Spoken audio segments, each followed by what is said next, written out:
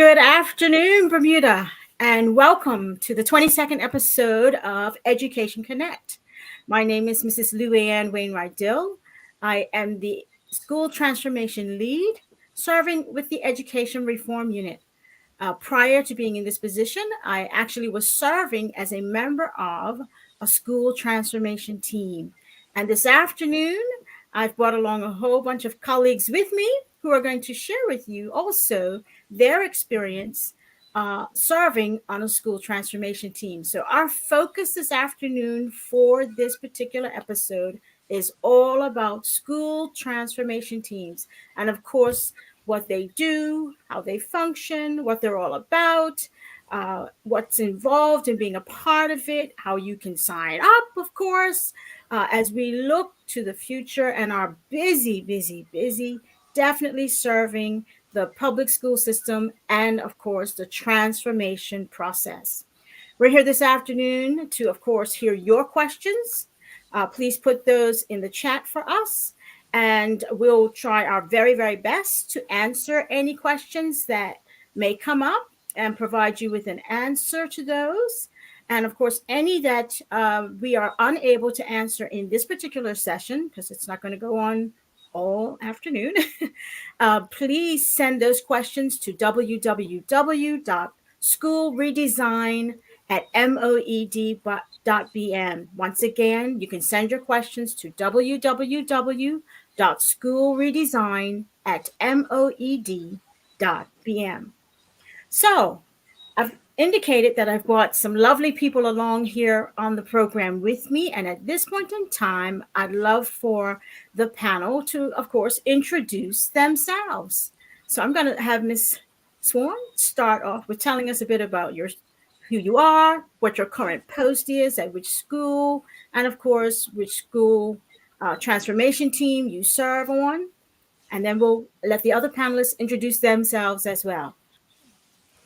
All right, good afternoon, everyone. My name is Alondra Swan, and I am currently a P1 teacher, also creative curriculum kindergarten teacher at Francis Patton. And I currently sit on the school transformation team for Francis Patton, getting them ready for becoming one of the first parish primary schools in September 2023. Ms. Ramsey?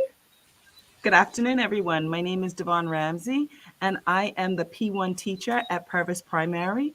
Like Ms. Swan, I am also a creative curriculum for kindergarten teacher, and I am a part of the Purvis School Transformation Team.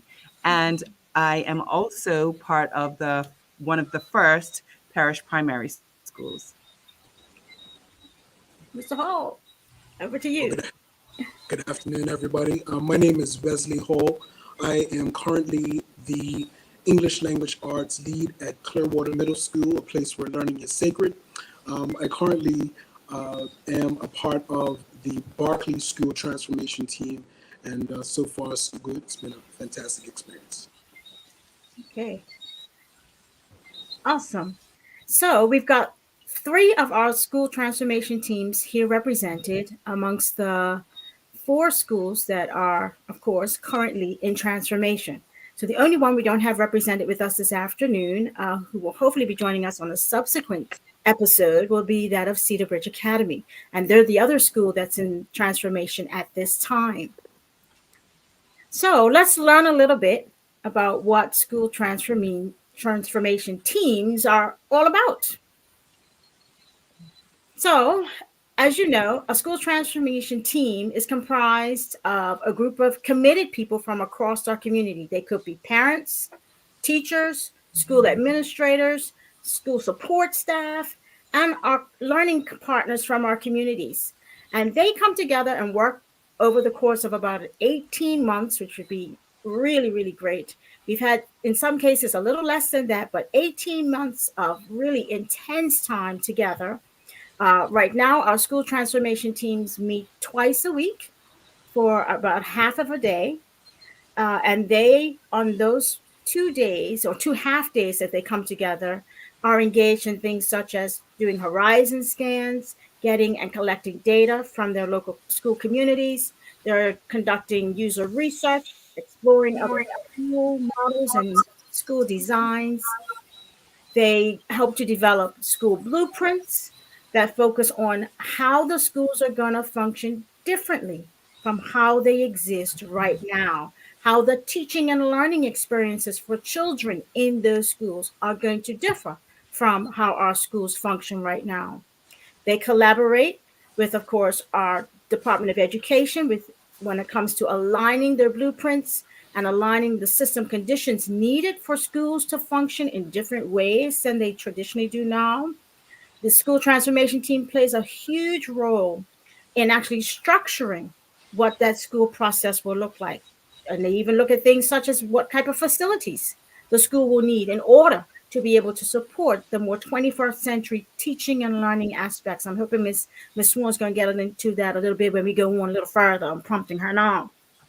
They also come up with brand new concepts that are aligned to those blueprints. And then they go out in the community and they prototype those concepts with our community partners and our community members. And they'll share with you hopefully some of the sites that they've actually conducted that prototyping at, and where those locations were, what kind of people they ran into, and what kind of feedback and input they got from their school community. From that data that they gather when they go out and prototype, they then create an implementation plan. How are we now as a school going to make those new concepts, those new ways of functioning, those new ways of teaching and learning come to life? How are we going to make that happen in our building?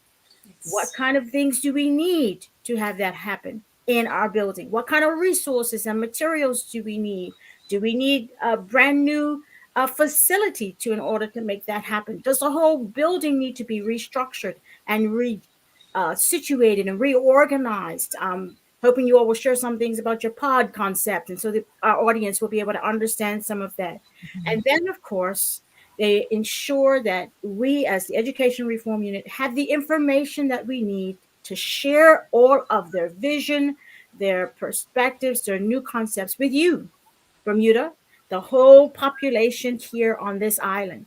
And so then we, of course, communicate that out to you, whether we come around and do presentations, whether you receive that information in your social media, whether it's in the news. We try to make sure that we are keeping you informed as much as possible. And of course, one of the best places to find out all of that information is on our website as well. www.learningfirstbda, that's the word first, .com. www.learningfirstbda for Bermuda, of course, .com. So I'm going to now stop talking and let our panel folk.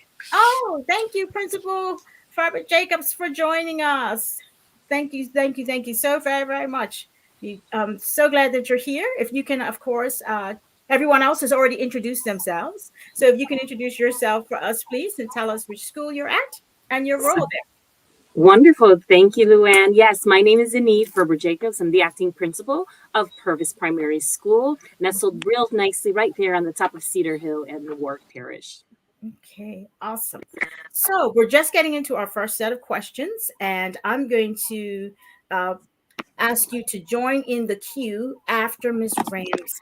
Okay, so they've kind of got an order in which they want to answer. So for everyone, because most of these questions, all of you have a different perspective on based on the different schools that you represent. So tell us a little bit about how long you have been on a school transformation team. And if at any point in time you've actually switched or moved to any other particular school or transformation team. So for me, I have only been on Francis Patton's school transformation team, and I joined last May, so May, June of 2022. So basically when they began to advertise for needing a school transformation team for Francis Patton becoming one of the first parish primary schools, I jumped on board with that opportunity. Okay. And I have been serving at Purvis and on the transformation team for about a year. So I started off last June. Okay.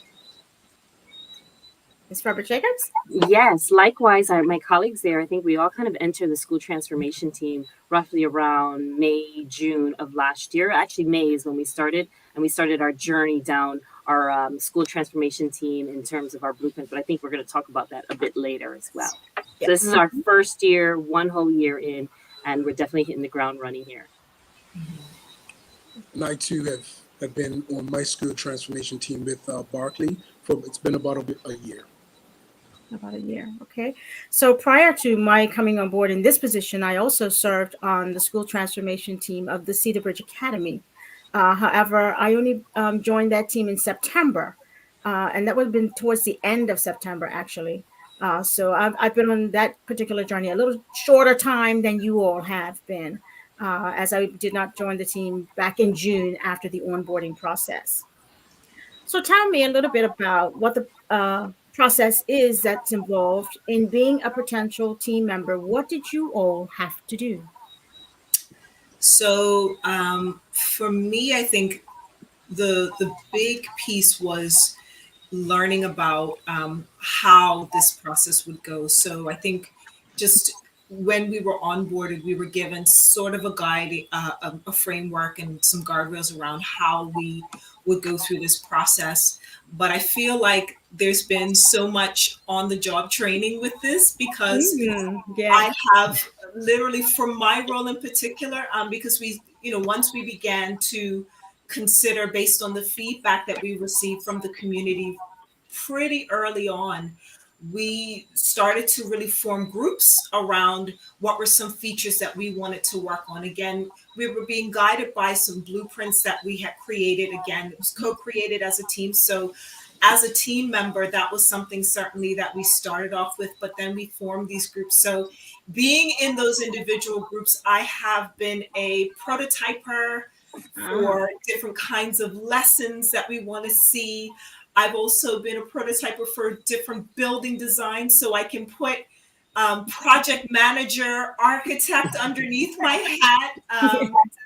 I have been an event planner coordinator because, with trying to get feedback from the community, in particular around specific things we want to see in our school, it really meant that, I had to become administrator, event planner. And that was really interesting because I don't think I understood that that would be a part of the role. But and I don't think that that was necessarily, something that they, could have told us, because I think some things just opened up organically, if I can say. They evolved. It evolved. Yeah, it did. Because at first, when I started, it was, I had this passion over here around teaching and learning with the littles. And then it turned into, we're going to need spaces and we're going to need environments. And so I think I just kind of morphed and gradually came into there. So my work has somewhat expanded in that it still has this twinge of, pedagogy curriculum, but then also really speaks to, some of the buildings. So I've had conversations with people in different departments that I don't think I would have had outside of this experience, but it's been tremendously enriching and I've learned so much. So I think as a team member, I've worn a lot of hats and have had to really grow into understanding and knowledge about certain processes. Understood. So talk to me a little bit, share about the expression of interest process. I can share. So I remember receiving the email from Ms. Barbara Jacobs and encouraging us to apply. And it really did feel like a job application. It took quite a bit of time for me to complete. And after I submitted, I said, oh my, what did I just sign up for? But the expression of interest form was very detailed, and it asked a lot of questions to find out who you are, what is your teaching philosophy, what are some things that are core to your beliefs about teaching, the learning environment, your experience. So I was able to share about some of my teaching experiences overseas as well as in Bermuda. And then I have taught at different levels. So at one point in time, I taught at Cedar Bridge Academy, so I was able to bring some of those learning experiences in as a teacher, and then at the primary level. Okay. So once those expressions of interest come into the education reform unit, and we actually have the process of expressing one's interest for the community in a status of being open right now. So if there's anyone out there who would like to become a part or serve on a school transformation team, you can do so and sign up right now. So once again, if you visit our website, the Learning First BDA.com. On there, you will find links to our expression of interest form. It's just a Google form. So please make sure that you are using Google Chrome. When you go to click on the link, that'll take you to the Google form to fill out, because it won't work if you're not using Google Chrome. So make sure you're using Google Chrome when you do that. And then make sure you have at least 10 minutes at your disposal so that you can sit down and really think intensely and think purposefully, that's the word I want, about what you're providing as a good snapshot of who you are and what your interest in education reform is really all about. Once you, of course, fill out that expression of interest, we provide that information to the principals. And mind you, that's all you have to do. The education reform unit and the principals take over after that process. And maybe Ms. Robert Jacobs can share a little bit about what happens next. Yes, and I'm so glad we're actually speaking about this because I really want to encourage our public in our wider community to really get involved. Folks, you do not have to be an educator to be part of a school transformation That's team. right. We want folks from all walks of life. Everyone has something to offer. They have insights. You have your experiences from your own educational experience, the things that you can say, you know what, if I had a chance to do it again, this is what I would do differently. So bring your ideas, your talents, your gifts. We all have them. And I really want to encourage the wider community. And that's the beauty about it on those school transformation teams. You want folks from within your community, yes, from your schools. I like that Wesley's on the line because he serves in a middle school, but yet he's working on a school transformation team for the high school. So it helps that you're involved in this. When I think about the selection of when we go through the process, we really want at least about 10 to 12 folks on a school transformation team. And you probably say, wow, why so many? Well, the work is rich. It's really, it stretches you. It challenges you to say, test out outside of the box and think about what can we do better for our children of Bermuda. And when we sit down through that expression of interest form, that's what we're looking for. We're looking for diverse individuals who want to be part of this journey. And I say it is a commitment, folks. It is a year-long commitment that we want you there so that you can be an integral part of that. So when we do have the selection piece, because we want to make sure that we have enough to pick from, and that's why I say everyone get involved. I think of our initial teams, we had parents on there. We have retired folks. We had dentists on there as well at the beginning. We had former educators as well. So you need everyone. Counselors is also, it's not just, people teaching the academics, but you need your counselors as well who bring a wealth of insight. So that process of the expression of interest form is so important. And please sell as much as you can about yourself so that we can know exactly a bit more about you so that it can really come to life. Yes, definitely. I also think of our business partners from the local communities, how rich a role they play, because they bring a totally different insight to the process of what they would like to see be a part of their workforce now and also in the future. And throughout this transformation process, that's what we're really doing. We are helping to shape Bermuda and shape and prepare our young people to serve in Bermuda and, of course, even the world at large. So we're going to go on really, really quickly to talk about now how important is the work of the school transformation team in the process of opening our signature and our parish primary schools. How important is that role? If I may jump in, I feel that the school transformation team is vital in a number of different ways. As Principal Faber Jacobs just said, the diversity of the actual team itself is so important because you want to get an understanding from a wide spectrum of our audience to see and our community to figure out exactly whether or not we're going along the right track. Are there different perspectives that maybe as educators or those that are within the school system at this point, are we missing something? Are there opportunities that we might want to explore a little further? Especially with the idea that we have an entrepreneurial mindset moving forward. We want to ensure that as we're building and rebuilding and rebranding, that we're doing it in a way that's going to benefit our students across a wide spectrum of areas. So we don't want to be tunnel visioned in thinking that it's just one way. And that's the really important view of the team, is that the team, it's a wide spectrum of individuals coming together.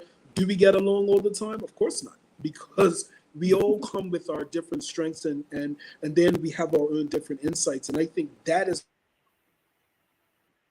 what makes the team so unique and so special. And so that idea of diversity, I think, is key. And that really is what makes the school transformation team work as efficiently as it does. Okay. Awesome. Thank you so very much. Anyone else wish to join in or share on that one? Yeah? Okay. All right.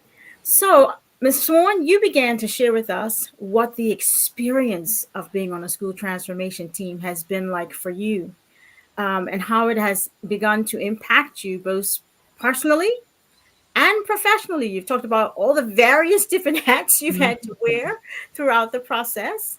I'd like to hear a little bit more of your perspective as to how it's impacted you personally and professionally from Ms. Ramsey, Ms. Faber-Jacobs, especially since you are a co-lead in the process, and of course, Mr. Hall. And then we're going to circle back to Ms. Swan.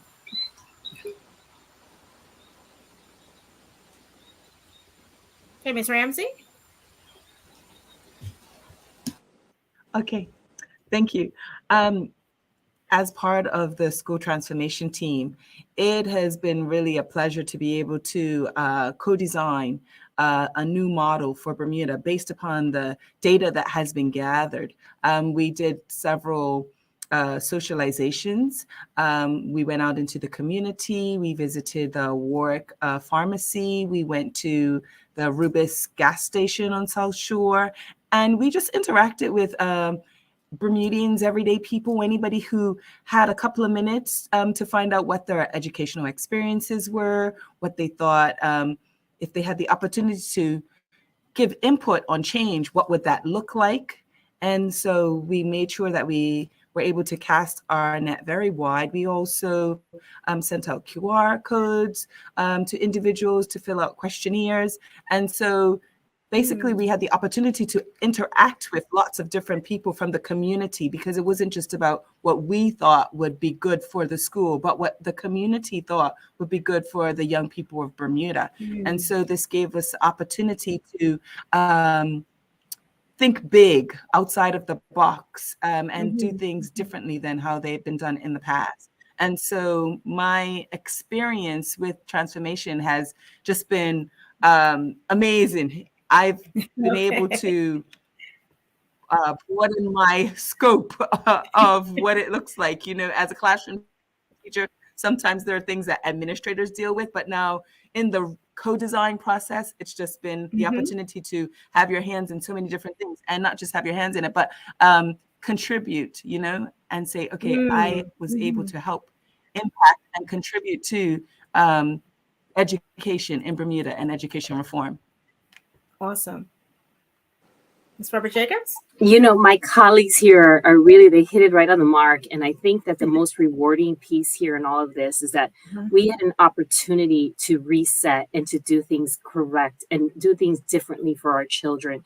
And when we look at how we are teaching our children, particularly, you know, we want to, yes, they need those academic skills, but we're also talking about all of those transferable skills that they need, like Luann mentioned earlier, in the workforce. And, you know, how do we teach them to collaborate? How do we teach them to be problem solvers? How do we teach them to be critical thinkers? Or when we don't agree with individuals, how do we teach them how to do that process right there? So I think that the school transformation team process has really taught me that we can go out and test things. That prototyping piece is so powerful because we may have an idea in our head and thinking, yeah, that sounds wonderful. But then you go and you prototype it and you say, oh, what a flop. The children give you feedback, the adults give you feedback, and your idea is like, okay, great. But you know what? That whole research process, it's so beneficial because it allows you to make more wisely decisions as we're going along. I often joke with our team. I said, guys, we can build a school from the ground up. And I'm speaking of brick and mortar along with curriculum and experiences. And it really has extended ourselves in terms of equipping ourselves with additional skills. But the school transformation team has created like a family within the team as well. And when we're thinking about our children, our little ones, as Alondra had said earlier, we're thinking about the long-term impact and how are they going to contribute back into society as well. So it's not only just thinking in the now, it's the forward thinking as well. I would tell anyone that it's an extremely rewarding experience to be involved in the school transformation team, whether it's in the primary parish schools or whether it's in the seniors model as well. So definitely get involved. It will definitely stretch you cognitively. It'll stretch you with the ideas that you probably would have never even considered before, or going out as Devon mentioned, going out to the gas station to survey our community to see what they're thinking, right? So it's really being an active listener. It's what it's taught us, to be an active listener of what our community wants. Right. Okay, Mr. Hall.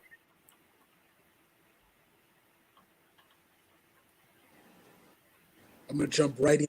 I was Yes. actually going to say that definitely when it comes to being a part of the school transformation team, it's really about getting the voice of the community as far as our education is concerned, because without the voice, we don't want to be just operating in the dark.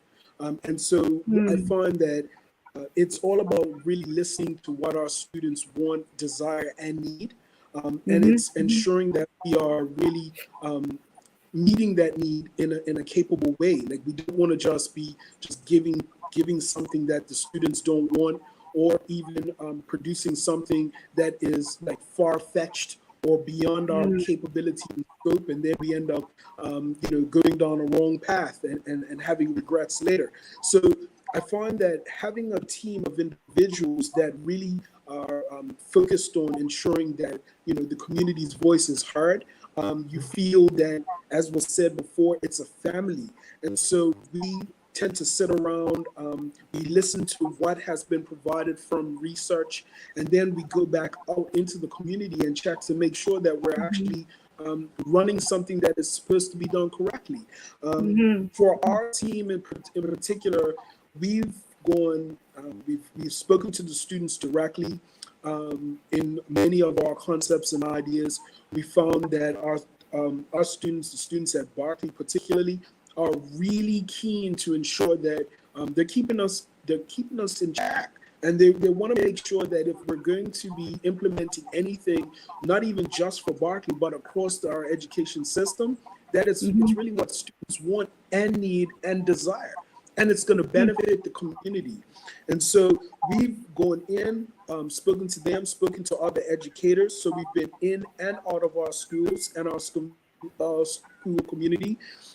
We've focused on listening to our community partners as well, and develop those community partners. Many of our team members, they are so active and so passionate about developing that relationship with entrepreneurs and other partners. So whether we're looking at for our high school students that want to do insurance, or they want to do nursing, or whatever scope they want to do, we ensure that we link directly with the people that can make it happen for them. And what we enjoy is, through this school transformation team experience, we have seen that our community partners are willing and able. They want to come into our schools and ensure that our students have what they need.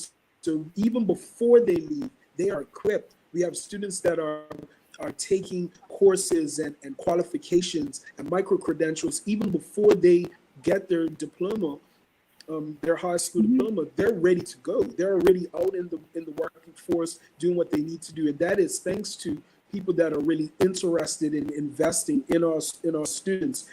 Not even just our community partners, but also we've gone out and just spoken to the everyday man, woman on the street. We were out in the city of Hamilton a few months back. We had our tent set out, and we were just there asking questions, getting feedback from folks that were passing by, young and old and whatever. And what we found is that people are real. Bermudians, they don't hold back. And so if they were reading something that they didn't understand it, they're like, listen, I like what you said here, but you need to fix that particular part right there, because I think you're maybe not really hitting the mark with that. Or some folks were like, this is fantastic. I love it. Give me more. So that's one of the things that we found. We've even gone beyond that. We've had some of our team members going into social clubs, community clubs, sitting down with not even just the owners there, but some of the patrons, having those real conversations to find out exactly whether this will work in the community.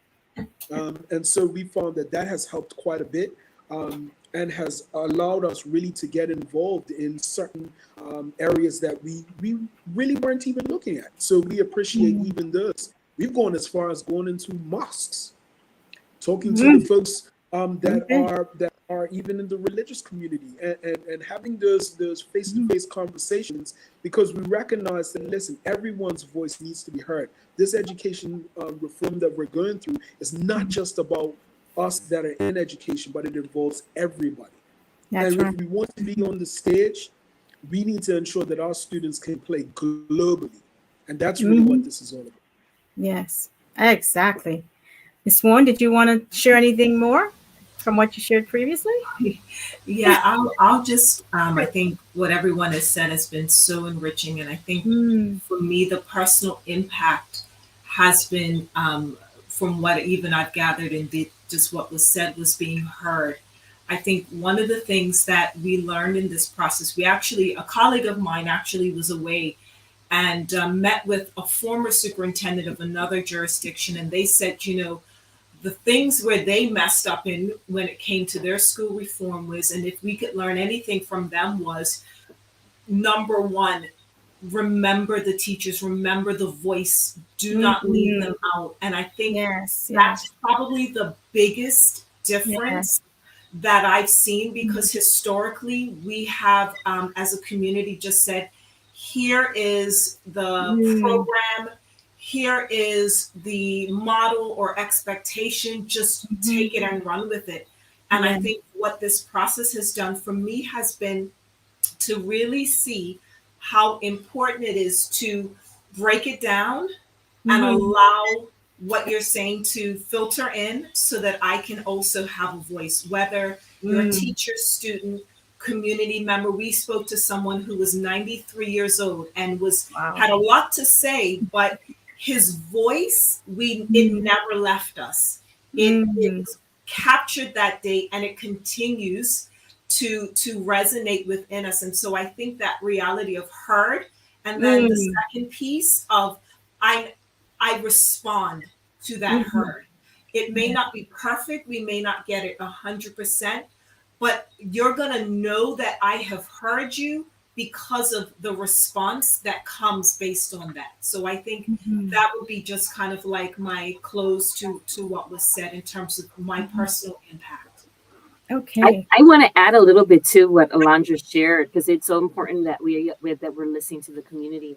You had an opportunity to engage as senior, and we think of our community members just within, the WARD community. And one particular voice always stood out to us. She said, I was, and I still am, an active person.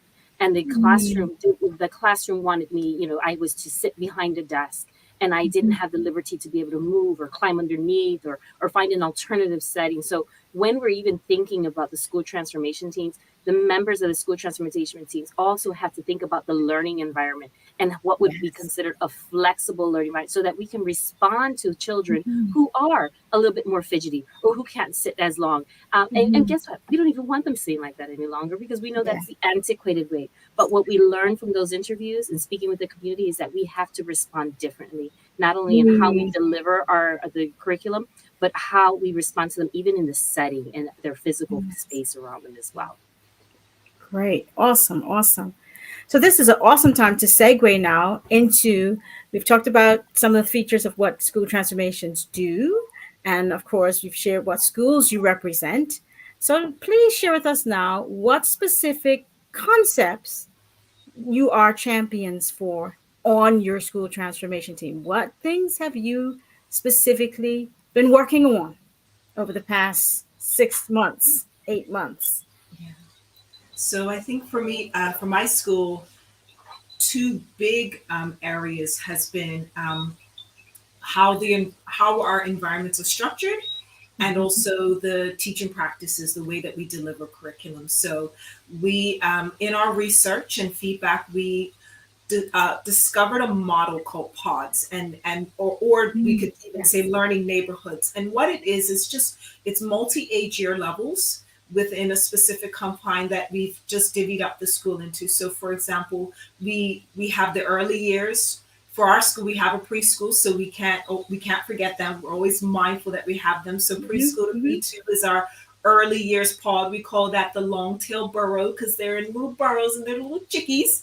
And then we have our intermediates 3 through 5 and our junior pod 6 through 8. And the thinking behind it was because the age range is now much more expanded than just P1 through P6, Hmm. we realized that we wanted to really personalize, individualize learning, even though we still had that framework that we wanted to go with. We wanted to ensure that developmentally children were receiving the best. Also, we wanted to be able, as a community, do a lot of team teaching, cross curricular, that really spoke to each set of year levels. So those pods is what we've kind of gone with in our model. And then the second piece was around pedagogy. So that I think that's like my heartbeat, my passion, because Hmm. of creative curriculum. It's not just a curriculum, it's actually teaching practices that allow me to teach in a way that just engage students. So Miss Ferber Jacobs talked about children who fidget. Well, for us, we're glad that they fidget because that means that they're excited, they want to Yes. learn. We're Hmm. happy that they are the way that they are. That means that they've met the milestone for that age. They're 5, they're 4. Well, my mom Yes. was like, Miss One, I'm still 4. So, they're 4 or 5 years old, right? So we're anticipating that Hmm. children move. So our Yes. environment is set up for that, so Hmm. that our teaching practices align. So no longer will you see, as Ms. Verba Jacobs so beautifully said, the tables of, desks of rows and chairs. The expectation is that there are open spaces indoors and outdoors. So Hmm. very intentionalized learning spaces, but then the practice, how I'm teaching, we're investigating, we're exploring, we're inquiring, and again, allowing for skill sets to be developed in those learning experiences. So we talked about those transferable skills, making children to be global citizens, because we learned that employers, people, they want teams, they want collaborators, they want Hmm. communicators, they want critical thinkers. And so by embedding certain practices as teachers, it really will enrich that experience. And again, within that pod mindset, again, with that learning community, we really rally around those experiences to give them the best of the best. So that's kind of like the two main ones that this has been my heartbeat. Okay, awesome. Miss Ramsey. During my time on the school transformation team, I have been working on the dual language program that we will be having at Purvis Parish Primary School. And so, in order to be in keeping with producing students who are ready for the 21st century and to be able to compete globally, we will be introducing dual language, which means that I will be teaching the littles in Spanish. The students will Mhm. be using the creative curriculum for kindergarten, which lends itself to pedagogical strategies in Spanish, in the second language. And so they will be spending part of the day with me, and then the other part of the day with the other P1 teacher, and they will be having the classes with her in English. So they will be able to use both Spanish and English at the same time in P1. Awesome. This is a Mm-hmm. first. This is a Yes. game changer for Bermuda. This has never Mm-hmm. happened That's before. right. I had the opportunity to learn Spanish as a Rotary Exchange student, and I'm not going to tell you what year, but a very long time ago. And so, and then I qualified myself as a teacher with a degree in Hispanic studies. And so I am so excited. If 20 years ago you asked me what my dream job would be, this is it. And so I am excited Mhm. about teaching the creative curriculum in Spanish to the young people of Bermuda from the Ward Parish. And the vision is for that dual language. You'll be teaching it foundationally in P1, but then, of course, Yes, it'll expand and go throughout the entire school it for will. all of our students until they, of course, get to year 8 Yes, and then go on and transition into high school. So a dual language program impacts yes. every single area of the school. That's the vision for that particular concept. Awesome, awesome. Ms. Robert Jacobs. So, in addition to the dual language, we also have our Purvis wraparound services that, as well as our co-laboratory. And our Purvis wraparound services is really looking at an opportunity to get our community engaged, to meet the needs that we know that are withstanding with inside of our community. So, it's a place, it's a one-stop shop where parents can get some really authentic workshops, tooling themselves up, maybe some with parental skills, maybe it can be just about anything, but we're looking at having music therapy as one of our options.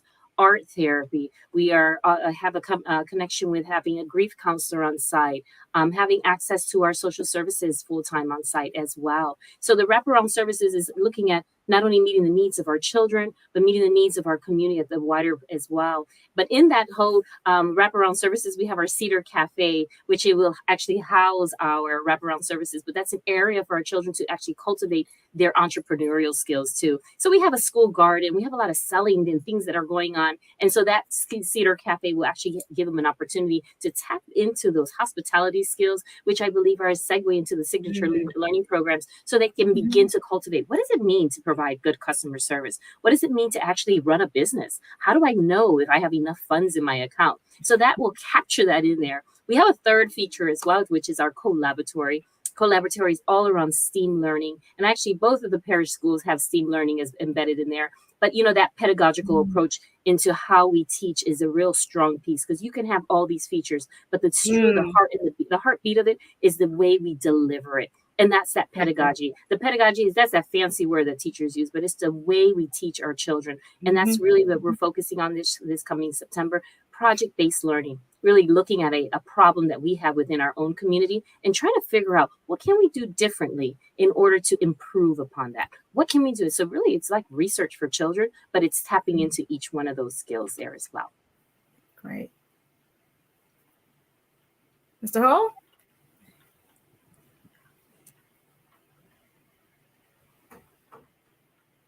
Oh, are you muted?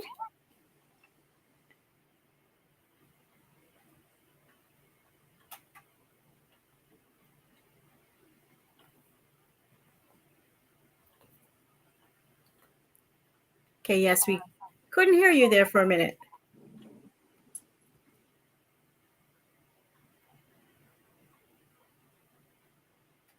Nope, I think we've lost sound for you. Okay, so we're going to see if he can go out and come back into our program and see if we can get a better connection for him. And he'll come back and share with us a little bit about the concept that he's championing at the Barclay Institute on their school transformation team. Ah, you're back.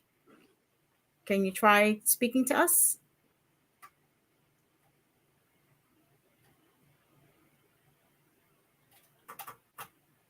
No. Okay, I think we've still having some connection issues around sound, but I definitely want you to be the one to share about your concept. Can you try one more time for us, please? Okay. All right, so we're going to give him an opportunity to do that. While he's doing that, Ladies, can you share with us a little bit about how does your particular concept that you've been championing connect to the blueprints? We brought up this thing about blueprints all this time, and we keep mentioning the name blueprints. But what are blueprints? How did you come up with blueprints? There were some guardrails that were set for us from this particular transformation process that applies across all schools, and that was initially our vision for learning. We know that there are specific attributes that we want to develop as a part of all of our schools in transformation. And those particular attributes are the things that set those guardrails around. Now, how do you make that be relevant in your school? And from that process, you've developed blueprints. What are your school's blueprints all about? So for Francis Patton, and I just want to just give some context when we do talk about blueprints. These are guidelines that help us to be able to put forward what we see as a vision.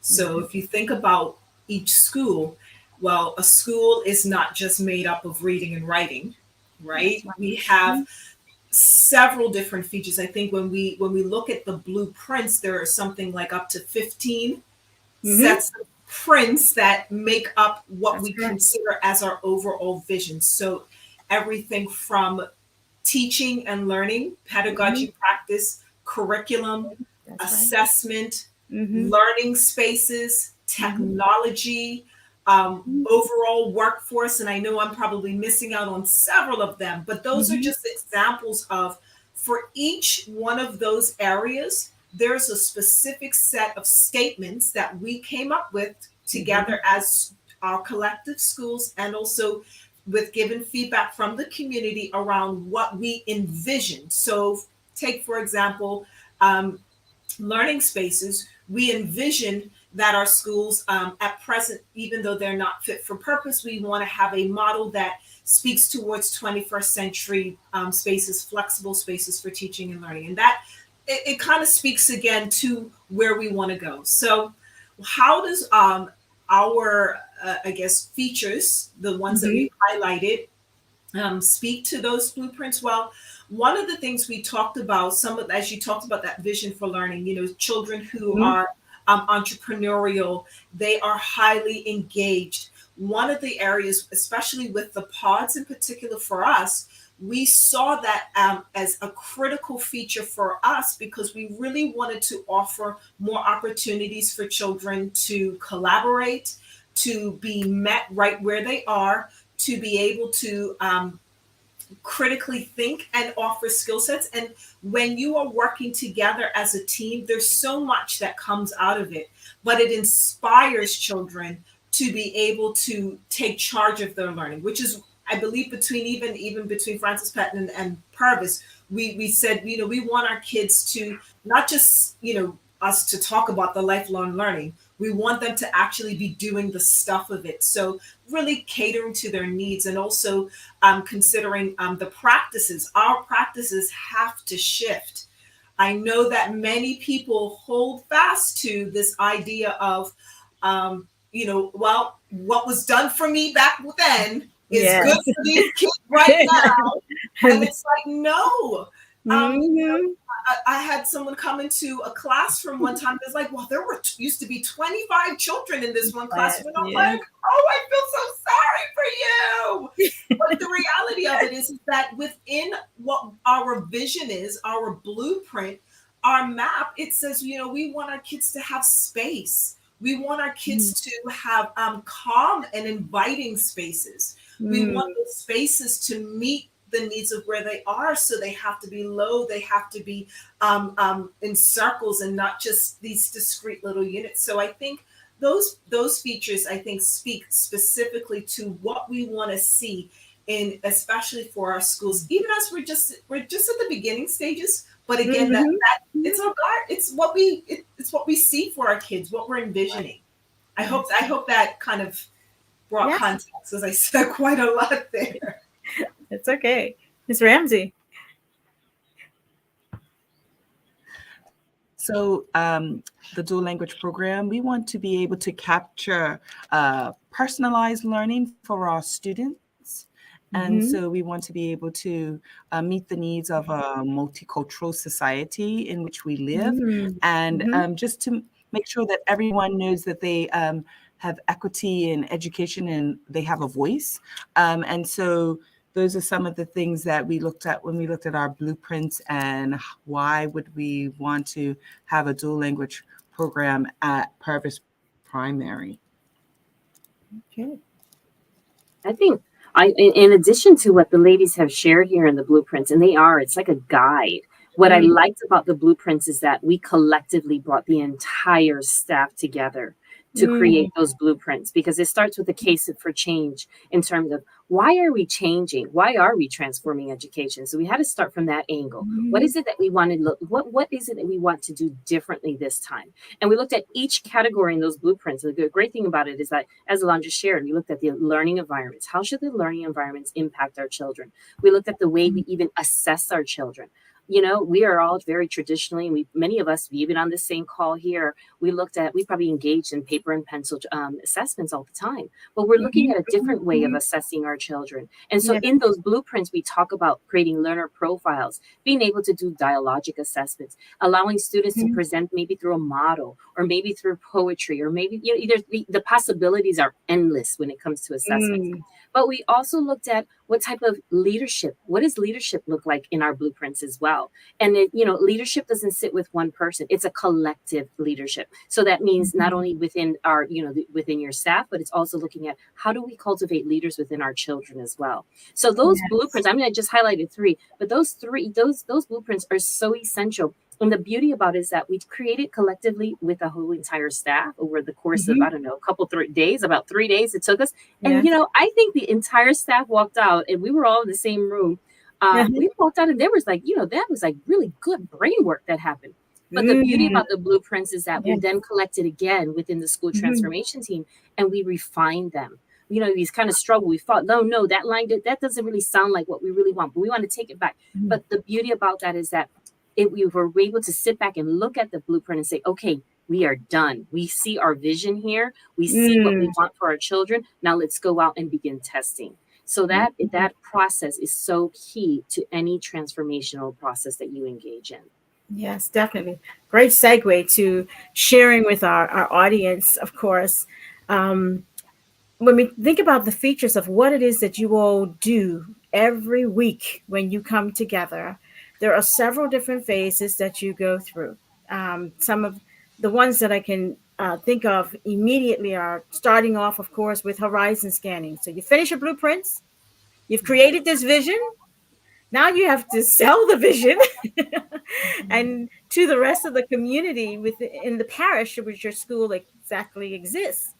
And then, of course, we get involved in this horizon scanning piece that we talk about that happens as you're gathering all of that information to help inform your blueprints. After you've done the horizon scanning, you develop these blueprints, and you probably spend 3 whole days doing that, and then some time thereafter. You then get into the process of developing prototyping, and you've talked a little bit about that. And you've got to design what the prototype is experience is going to be like for your community. You then have to run the prototype, and from it, then you have to gather the data and look at, well, what did we learn from this process? You all have talked about that too. You come back, you analyze the data. Then, of course, you got to refine the concept, especially if the community didn't like it and it didn't work and it didn't run well. And then you've got to, after coming up with the refining of it, you've got to go around and test it again. And then, of course, once you finally got it down to where it's kind of running really, really well, you got to figure out how are we going to implement this into a school that's been functioning this other way all this time. Yeah. And then you've got to try and figure out how you're going to make it work. And then you all are right now in the process as we're getting ready to head to June 30th and the school year is winding down, and you're talking about transitioning now to implementation for September, which, of course, as we know in school terms, September will be here in a blink, literally, right? So out of all of those different features and processes and steps that you go through over the past year, that you've been through over the past year, what was the most powerful and impactful for you, and why? This is you talking about you this time. What was the most powerful experience, the most impactful experience? Which out of all those features, which one struck home with you the most? And you're going to tell me why. Mr. Hall, welcome back. Welcome back. Thank you for your patience. Oh, awesome. Yes, we can hear you this time. Great, great, great. So I'm going to let the ladies share, and then I'm going to allow you to share as well. Did you hear my question? I'm wondering. I think I did. Okay, no worries. And then we'll circle back to which feature and concept that you are championing on behalf of the Barclay Institute. I got you. So, yes, ladies, take it away with your most prominent and impactful feature of the school transformation journey for you. Which one out of the bunch? Or which two out of the bunch? I think the ones that I spoke about in terms of the pedagogy practice and the learning spaces. So that has literally been the learning spaces has probably been my heartbeat, because I'm visual. I'm one who's like, okay, well, what looks different? Mhm. And I'm one who's like, oh my goodness, we have an opportunity to actually build something, like visually create new spaces and environments. And I remember, because part of my role was I was on the team of future spaces. And so when people Okay. talk There you about go. future, they're like, Yes. okay, they're selling me a pretty picture. And so for many Uh-huh. people, they're like, this is great. This is amazing. So when that going to happen? And so you see, well, they had other questions about it, but it was basically Yes. like, it was almost like a yeah, right kind of thing. And to Okay. come through this process and actually be able to tangibly say, like, no, we have we've drawn up we have drawings, right? They've been Okay. submitted to planning. Like, we are in the process of building something. Yes, it is temporary, but it speaks to all of the planning, processing, envisioning that we have wanted to see that physical space. Like, just even recently, like, certain things have had to happen in order for Yes. the ground to be broken. It's like, Yeah, that's the right. ground will be broken. So that to me is like a big heartbeat, a heart for me, just because that is something that, again, we've talked about. And I think for a lot of Bermudians, that talk has become really cheap for them, and they want to see the evidence. And so Yes. to be able to come on this side and say, here's the evidence, and by the way, this is just the beginning. That to me is just, it's so life-giving to know that little me, just the teacher, got to be a part of a journey that led to seeing something different actually happen for our little people. So I think that was a big thing, but then, and then I get to teaching it. So it was like win-win. Yes. Yeah, it's, Okay. a lot of learning, but yeah. Okay, awesome. So I think you've nailed a little bit across several of the areas, actually, from the coming up with the concept, creating the implementation plan, and now in transition, you're actually seeing it come to fruition for your classroom and for the Francis Patton family. Ms. Ramsey, which one of the features that we've talked about? I share the same sentiments as Ms. Yeah. Swan. Okay, that's several of them then. Which one of the features? Yeah.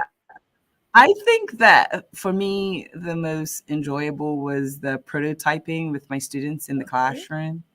They really bought into the concept.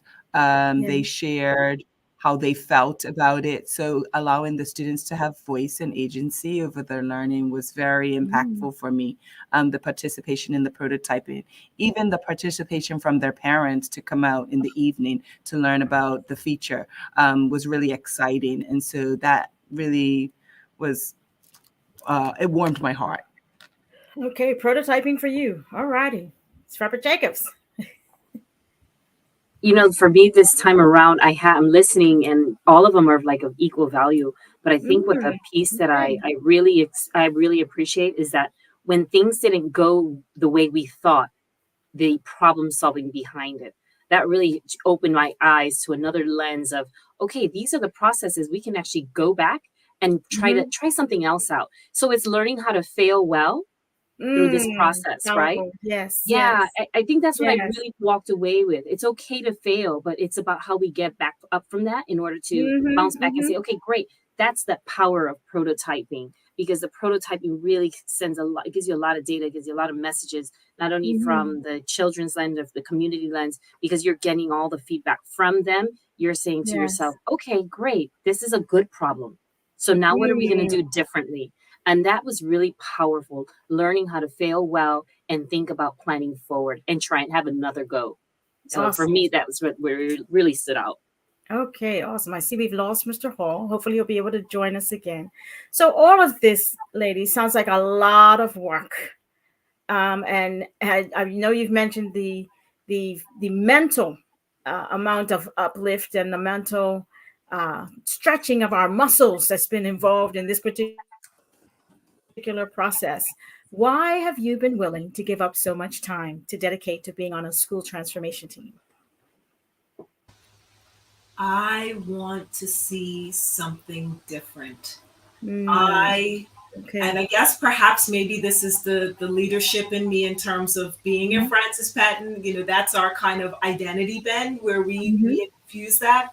And I think that push towards seeing something new, different, being given a vision. I mean, I think one of the things that your team has done so well was actually showing us other places, jurisdictions, countries where they mm, went through the process in recent years. Like right. some are living it and are Mhm, reaping the benefits and rewards of going through the brutal process. And I think that drives me. And then also to see that there has been things that I've spoken to, or things that I've captured from the community that is now embedded.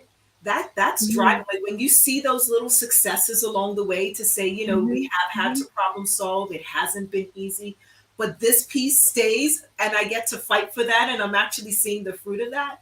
It's Mm, it's been so tremendous. I mean, I'm just so grateful that mhm. I've been given the stamina and strength. I think it Yeah. helps to have a really great team. Definitely. Like honestly, I think Mhm, this what we want to see in our schools is what we're living in this mhm. process. We want Awesome. collaboration, we want critical thinking, we want problem solving, we want to be able Mm, to go. I'm quoting Miss Cox, we want to go until they say you no. know, yes. All of those things, we're living what we want to see for our children. And Yes, yes. so the heart for me has truly been to be able to be on a team that really says, we want to see something different, and we're going Mm, to continue to go until literally they tell us we can't do it. No, mhm. so I think that's great. I'm Yes, so yes. proud of just, again, I'm proud of my principals as Mhm. co-leads. I am. I'm trying to Yes, get yes. emotional. I can get emotional. I'm proud of the way Me that too, we actually. have handled the journey, Mm, and we continue to find strength in each other. And even the ones, like, because I'm more like full time on this now towards the end, the fact that I mhm. still can pull on my colleagues who are still in the classroom, Yes, just to yes, bounce yes. ideas off of. It's really been so tremendous. Yes, definitely. It's Ramsey. I believe that it has really given me the opportunity to have a growth mindset. It's really Mm, stretched me. It has okay. helped me to learn to be more collaborative and to work Mhm, across the school. Sometimes, we divide ourselves between upper school and lower school, but we've been able to really work together for the betterment of our school and for our children. And Mm. so it's just been a great experience, being able to serve. And that's how I view it. It's an opportunity to serve. Yes, yes. Yeah. I share the same sentiments with my colleagues, and I think to Okay. myself, as a mom as well, yeah, I always think of my Mm. own children, that's the why behind it. It's what we want different for our children, what's best for our children. Our children are Mhm. always at the center of every decision that we make. And Yeah. so during this process, my children are now young adults, but I've been sharing with them. They're like, "Oh, mom, I wish we had that when we were coming Mm, through." mm. They always tell me Yeah, this. They're like, "Oh, you're kidding me. You guys are going to have a collaboratory. Oh, I wish I had that." And yeah. when I hear the excitement in their voice about what the features of the schools, if they're excited at 19 and 21 years old, our Mm. students are going to be excited, right? Yes, And yes. so that is the big why. This is why we are dedicated Mhm. to this process. This is the why that we say, yes, it is some cognitive stimulation. And sometimes we get out of there, we say, oh man, we did a lot of good mental work today. But it's Yes. because it's our children. And right now, Mhm. we're the adults in the room making the decisions. But we want to make sure that we're preparing our children at the end of the day. Because once we leave, guys, we want to know that what we've left there, it's in preparation for the next generation to continue onward and ever onward, as our school motto says. But Yes. just continue to do the best for our children, and that's the heart of it. So they are worth the energy. They are worth all of the Mhm. the time that we spend within our school transformation teams. We have Yes, a joke we call it, our war room, where we challenge yes. each other, obviously a respectful manner, but that war room, we really hash it out, and I appreciate that because it refines us. It refines the decisions Mm. that we're making for our children so that they always remain at the best interest of our students. Yes, Can I definitely, can definitely. I just add in this quote, because I remember starting the journey, and at the beginning of the school year, really great mentor asked me this question. She's like, "What if what you're doing today Mhm. impacts people who you'll never meet?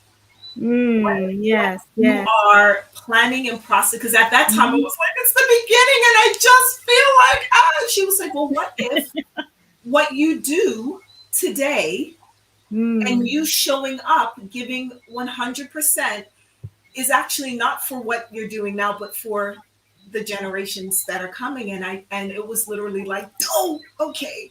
But I think that to me is also a part of this journey. It's that, you may never remember my name. I may go off Mm. into the sunset and I will be nothing in terms of my level of contribution. But Yes. perhaps the work Mm. that is done that I was able to be a part of in some small way paves a way for pioneer something for Mm. children who I will never meet. Like that's just like that's everything, Powerful. right? Yes, yes, And definitely.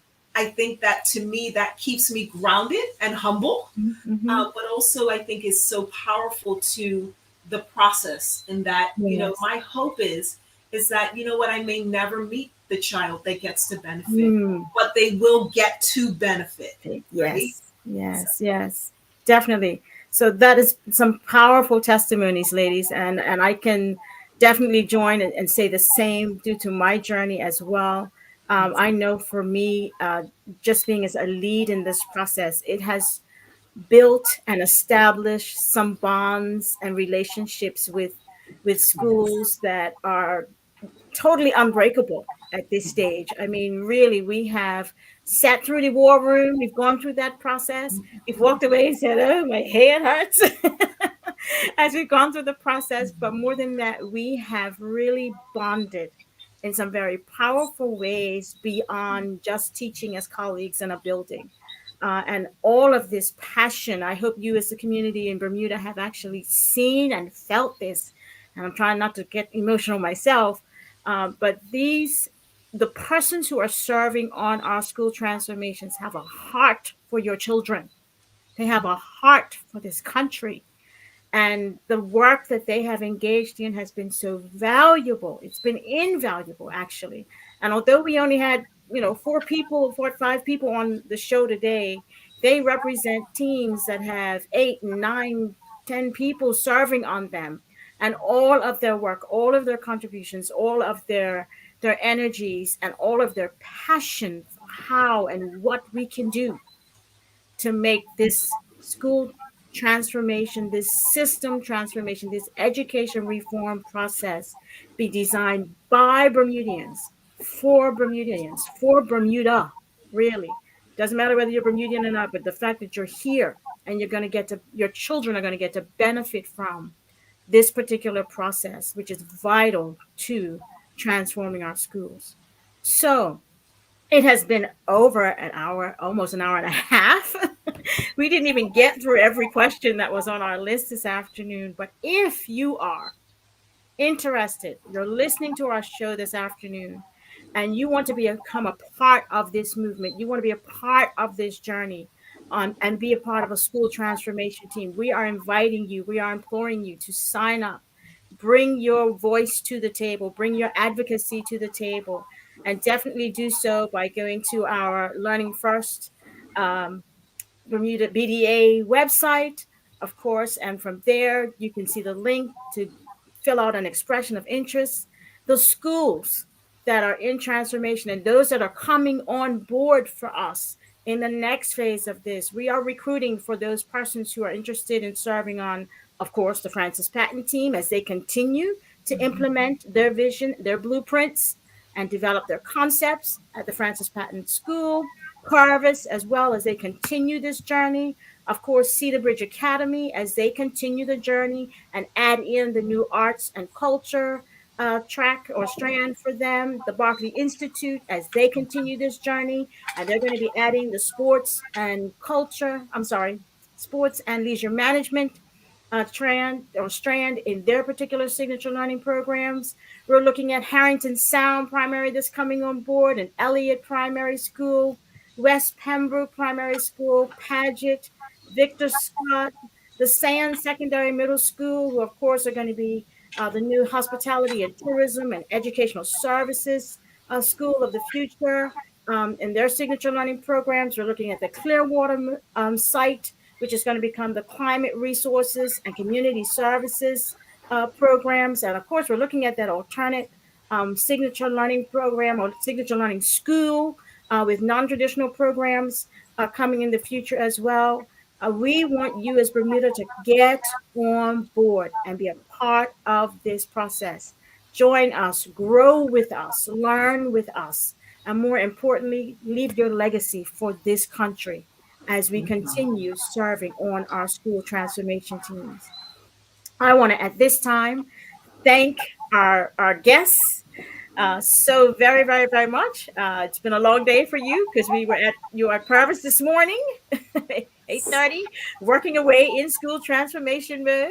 And here we are, almost 5 o'clock in the evening, still talking school transformation and of what the work is that we are involved in. So I just want to thank you all so very, very much for pouring your hearts into this process and upholding and uplifting the education system for our young people. If there's any other last comments that you are passionate and burning about, I'm definitely going to allow you to do that at this time. We just want to say, get involved, come out. And if you're curious, just pop by and come out into one of the school transformation teams. If you're not sure, say, listen, I know that some things are happening over at Purvis and Francis, but come out, go to Cedar Bridge, go to Barclay, find out when their transformation teams take place, and go just sit in and experience it, and then be led by that. And hopefully you'll be convinced enough to say, I want to be part of this movement, and come out and join us. Definitely. Anyone else? Nope, just want to say thank you. And I think Ms. Ferber-Jacobs said it beautifully. We are currently at Purvis, but we're also at Francis Patton. So please, I know Mr. Fox put in a plug for Mr. Fox. He would be more than willing to meet with any member of the community, as he has already done. So I think Ms. Ferber-Jacobs, you said it, girl. Thank you. Yes.